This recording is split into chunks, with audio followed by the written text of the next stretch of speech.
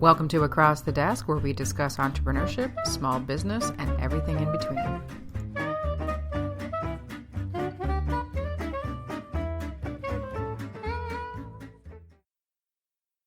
Hi, it's Elizabeth Plouffe, and welcome to Entrepreneurial Entrails and Across the Desk. And today I'm going to be chatting to you about an amazing event that I went to today. I belong to the Women's Professional Network through the DeGroote School of Business here in Burlington. And if you're if you are a woman in business here in the Halton area, I strongly suggest that you check it out.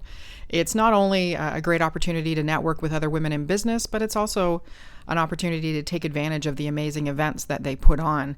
And today was one that I don't think was part of the Women in Business Network. It was just part of their ongoing business education. And it was fantastic. It was a digital marketing expert panel. And I'll read you just a quick overview here.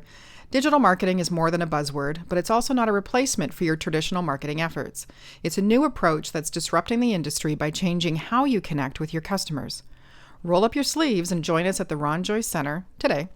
Our panel of experts will be discussing and answering questions on topics such as practical tips for using digital marketing strategically, how to stay competitive in a digital economy, the integration of traditional and digital marketing, how to position and prepare content for multiple platforms, how to build an authentic brand, and the challenges of managing digital properties. And it was sold out. It was absolutely sold out. And terrific panel. There was Danielle Guzman, who's the global head of social media and distributed content for Mercer. Not quite sure who that is, but we'll find out. And then there was Martin Waxman, who is a lynda.com instructor and president of Martin Waxman Communications. Also teaches at Seneca, which is one of my alma maters, so that was kind of cool. Jared Lenover is the marketing and communications strategist, DeGroote School of Business, social media instructor, and part of the McMaster University Center for Continuing Education. And the facilitator or moderator was Mandeep Malik, who is the assistant professor of marketing for the DeGroote School of Business. He was freaking hysterical. It was a really well-run panel. There was a lot of amazing information. Christine Ledbetter is the organizer for these events, and she always delivers a terrific event. Although I do have to say, trying to eat tacos with your fingers and then shake hands and be social was a little bit ako taco, to use that phrase. But overall, amazing event. So I ended up taking 3 pages of notes at this event, and just really impressed with the delivery by the panel and the moderating job that Mr. Malik did. And so here's some of the nuggets that I brought out. And there's a reason, trust me, towards the end of why I'm sharing the nuggets with you. So one of the key points that got kicked off, and I think it was Martin Waxman who said this, was how do your customers seek their information? So if you want to try and find where your customers are, where do they go to find out about you? Where are they searching? Are you even aware of that or making the effort to know about that? And Danielle Guzman made a really valid point, and she comes from the world of traditional marketing, from what I heard. And she made a really key point that traditions definitely still have a place in marketing overall for an organization. But just because they are traditions doesn't mean you have to stay there. You can start embracing and encouraging your organization to move towards some strategic digital marketing tools and making sure that they're using them effectively.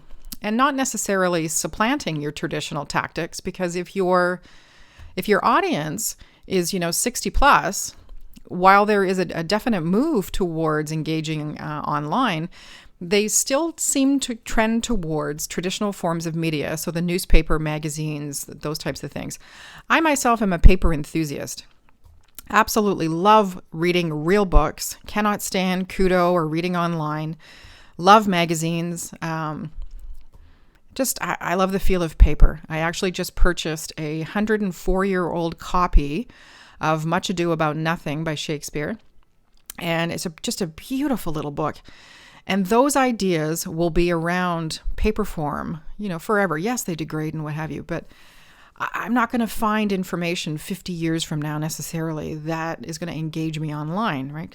Anyway, still a paper girl. So some of the other things, Danielle Guzman also made a really important point. And she talked about shadow marketers and how if you empower and engage your employees, they will then become a part of your marketing team that's largely underutilized. If you have passionate members of your team for your organization and you're not giving them ways to engage on behalf of the company, you're really wasting the effort and the enthusiasm by those members. You could be doubling and tripling your reach because they are coming up with fresh ideas and potentially they're connecting it to their own personal social media channels, which may not be extensive in the grand scheme of things, but more is always better. And she talked here about how to connect employees to the online engagement options and create a reason for them to care, which is really important. It's not enough to just tell somebody they have to because it's part of their job.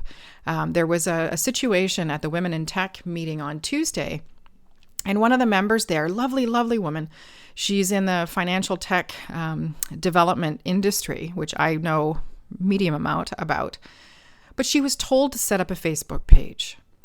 And I could tell by the way she was sharing the story that this wasn't comfortable for her and this wasn't something that she was going to engage with. She wasn't particularly active personally on Facebook. She wasn't particularly active personally online. And so we started chatting. And I said, you know what?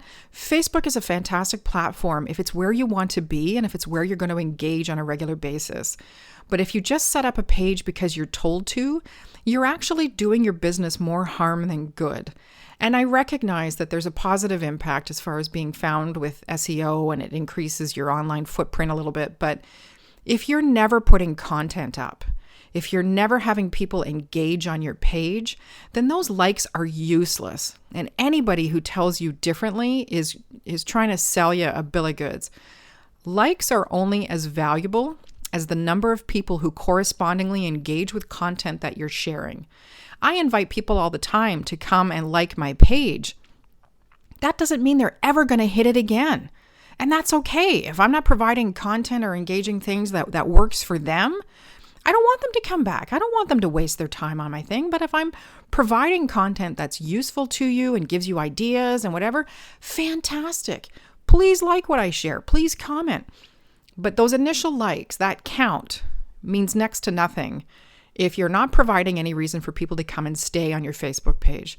And if I visit a page, and being in the industry, I'm probably a little more, critical or what have you, and there's nothing there, no photos, no comments, hasn't been any action for 2 years, then again, that person's just doing more harm than good. So I advised her to hide it for now until she figures out a content strategy. And that, I think, is one of the things that I took away from today as well, was if you don't have a strategy in place to handle certain things for your communications, when they come up, you could be in big trouble. And so for an example, starting a Facebook page for your business before you've had a moment to sit down and think about what you actually want to do with it, how you're going to engage with it, where you're going to get content from, all of those things, it stresses you out. For the most part, the business owners that I've worked with create the platforms and then think about how they're going to engage after. And that's a bit backwards and can be detrimental. It can put you in a state of analysis by paralysis because then you get stuck in the whole, how am I going to get content and what do I do and who do I talk to and, all those things. So take a moment before you press, publish or post or whatever for your pages and think about what you're going to put up there. And if the answer is, I got nothing, then hang on. Don't put the page out there because it's going to stress you out too, that this page is hanging there and nothing's happening with it. If you need to, look into your network. See if somebody does communications. See if somebody is a strategist and, ask them for an hour of their time. At least they could provide you a foundation where you could move forward. Right? And anybody who's worth their salt is going to say, you know what, an hour, happy to help you out. No big deal. Pay for my coffee, pay for my lunch, whatever. Perfect. So one of the other things that came up around this strategy, Jared shared a really terrific story. And he was asked by the moderator, Mandeep, to share a fail, to share a time where something that he had done didn't work out. And he shared how McMaster had shared this article. That's a lot of sharing in one sentence. How they had posted this article about women in leadership positions and all this stuff. And the title of it basically intimated that women make better decisions than men, which is, a hot button topic overall. But when you're putting that out on behalf of a major, I believe McMaster, Mandeep said, is number 3 in the world. You got to be really careful. And that started prompting me thinking about risk management as part of your communication strategy. And do you actually put that in place?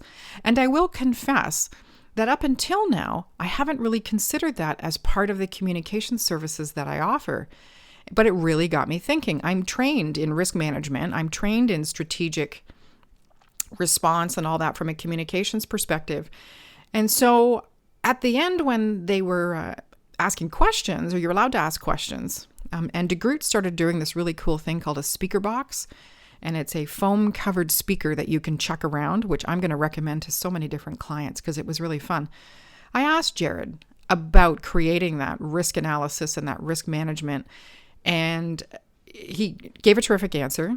And then I asked about what do you do for your employees? How do you get them being very proactive when they see something negative, brewing up on your social media? And Danielle jumped in as well, and they just gave terrific responses around how having those discussions, being preemptive in your social media strategy around risk assessment and risk prevention and risk management was really quite integral. And Jared even admitted that they didn't really have a risk management policy in place until the brouhaha from this article happened. So it was really interesting, got me thinking about stuff that I'm going to create for my clients to make sure that they can handle stuff. And if I need to jump in, I'm really clear on what they want me to do. So some of the other things that they brought up, which were really amazing, somebody was at a workshop. Mr. Malik was at a workshop, and somebody asked one of the speakers, what book should I read around communications? And he turned and he said, The Art of War. And the reason he said that is because a lot of the strategy terminology that's used when you're creating a communication strategy is actually what you use in war. The word strategy itself, the word target, and they brought up some other words as well, but I thought, wow. And one of the aha moments was when you use that kind of marketing terminology, you're actually turning your audience into an enemy. You're treating them like an enemy because you're targeting them and all these other things. And that was huge. And Danielle Guzman said something, and I have to find, she said, how do you create a thumb-stopping moment? And that was a real light bulb for me because it's so true. We forget how much people are engaging on their phones and, how they don't want to be interrupted. And if you're trying to promote a product or service, that's your whole goal. You need to interrupt them and get them, stopping their thumbs so that they're paying attention to what it is you're trying to say to them. And hopefully, and each member of the panel, I think, actually brought this up, hopefully what you're trying to do is create a conversation and you're speaking with people, not at people. Because in this day and age, there's enough knowledge about the power of conversation that if you jump from conversation straight into heavy selling, or you don't even try to have a conversation, you don't even try to share a story, you just jump straight into the, buy my widget, people are turned off. People aren't liking it. They want you to, to court them a little bit and share the story and build the relationship with them. And when you don't do that, that's when your sales funnel dries up. When you're desperately grasping onto people and you're, barraging them with asks before you've even provided anything of value to them, that's very negative. It's not good for your business. And if you're in a desperate situation with your business, I can see how you think you need to do that. Totally understand that.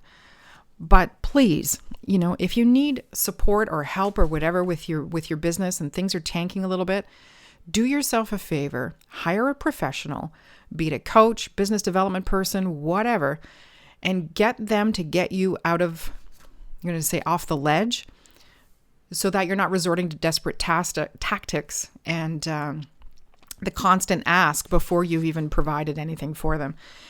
People see through that in a heartbeat, and they run, because if you're desperately grasping, why aren't you busy? Why aren't you, providing the service that you're supposed to? All of those things go through their head, and it can shut you down before you even start. So a few other bits and pieces here. Danielle made a really valid point. She said, creating conversations isn't free because time is money, but it is time well spent. The long-term metrics around creating conversations, and I'm so glad that metrics came up, because it really aggravates me when communications people say, oh, I can provide you metrics on this. It is really hard, and this entire panel agreed, it is really hard to provide true metrics on online engagement and how that converts into leads. You can get people to the website, but are they necessarily converting into connecting with you and what have you? And when people say, I can guarantee you're going to get an increase in traffic and that's going to convert to leads, and by getting you to 3,000 followers on Instagram, that's going to get whatever, that's a load of crap, right? You absolutely should set down targets. You should absolutely, and I don't mean people, but I mean you're going to share a certain amount of content per week and those types of things. Measure on those. Yes, absolutely watch your engagement. Absolutely check your analytics in the background on your website so that you can see where people are coming from and what they're reacting to. 100%. But you should never guarantee that that's going to turn into business. What you are trying to do, as this expert panel has said, and which I've been saying forever, is you are increasing awareness of your business. And that by default is positive, unless you suck at your business, and then, nothing I can do to help you there. But if you are building your story and building your brand, and you are authentically engaging with your potential audience, then sometimes increasing your brand awareness is 10 steps farther than you were before. And that's a terrific metric right there. If you notice that people are following you more, if you notice that people are engaging a little more, if they're commenting on your content and those types of things, then you're getting into their consciousness. You are creating a thumb-stopping moment where they are reading what you've shared, watching whatever video you've created, whatever. And then you've impacted them. You've got them thinking, and they've taken a moment to pause and engage with what you've done. That right there, terrific metric. That's what I balance it by. If people are commenting and engaging and actually doing it, that means something. Likes mean pretty much squat. And you can argue. I've had people argue with me with that before, but that's my goal.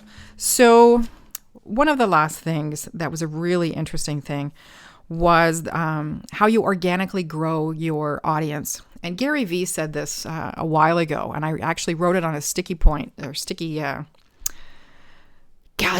it's a long day today, I gotta tell you, a Post-it note, and posted it in my office, because I was looking at these platforms and these organizations and thousands and thousands of followers.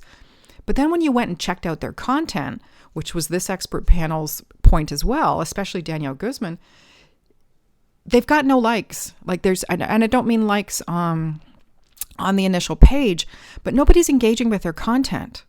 Nobody's commenting, nobody's sharing, nobody's doing anything with their content. So when you see this huge disconnect between the number of people that are apparently following this particular organization or individual and nothing happening when they share some content, that's a bot list. That they have bought those likes, which turn into nothing. And she says organic equals owning the audience, meaning that they have bought into your story. They like what you're talking about. They want to support your organization, maybe buy from you, whatever that means. But when you buy a list, which I don't even know if you can do anymore, maybe you can, I've never looked at it, you're renting the audience. And when you rent something, it gets returned. They're not engaged. They're not buying into what you're doing. You've just annoyed people because you've purchased their information and now you're throwing stuff at them. It's like going out on a first date and, copping a feel. It's not okay. It is socially unacceptable to do that. So going down the end, the risk management was something that I hugely got out of this. And, being really clear in your conversation, making sure that if all you've got is being clever in your marketing, that you're really not offering anything of value, and you maybe need to step back and assess what kind of support you need as far as creating an effective communication strategy. And overall, I just really love the McMaster events. I love what the DeGroote School of Business puts on. I met Blair and Andrew today from Terra Greenhouses. They were terrific to talk to.